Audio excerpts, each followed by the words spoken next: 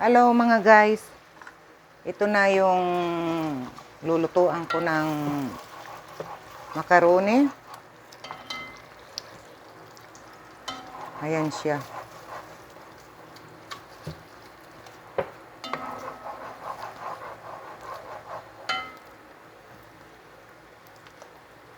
Then lalagyan ko siya ng garlic powder. Yan. Worth of 1 teaspoon na garlic powder.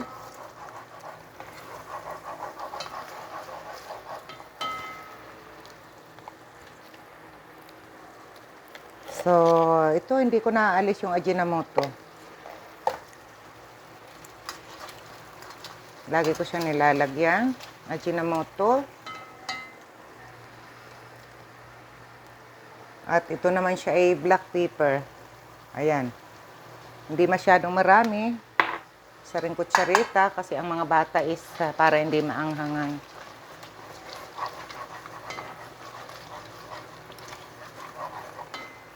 So, bali, dadagdagan ko pa ang ketchup. Parang makonti pa siya. Okay.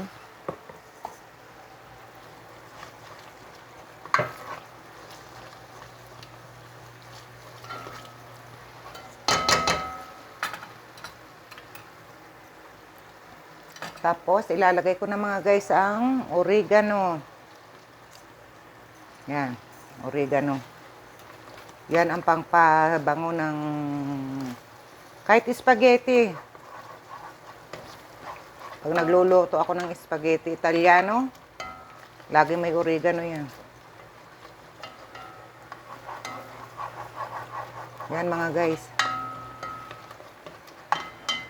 So, para gusto nyo na medyo okay ang tamis, hindi nadadagdagan yung ketchup dahil ang dami na, lagyan nyo ng powder na sugar. Yan. Isang kutsareta din.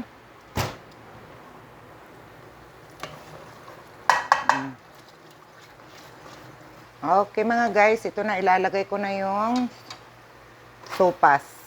Sa ating sopas eh. Sabi nila dito macaroni. Macaroni gasir. Yan, sabi ng Arabic.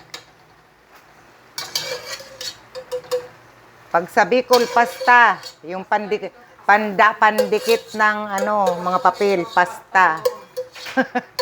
Dito is tawag ng mga bata niyan, macarona. Yan mga guys, ayan na oh. Tingnan niyo siya mga guys. Pasta dito, pasta doon. Ayan na mga guys. Tingnan niyo siya. Look yummy ba? Ayan. At yan, cheese parmesan. Para lalong sumarap ang lasa.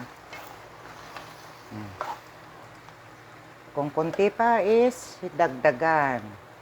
Hanggat sa maubos ang cheese parmesan. Okay, tingnan nyo na siya mga guys. Yan na siya oh. Okay, thank you so much. Please subscribe, share, and likes po sa aking mga videos. At nagpapasalamat ako sa inyo. Unang-una, pasalamat.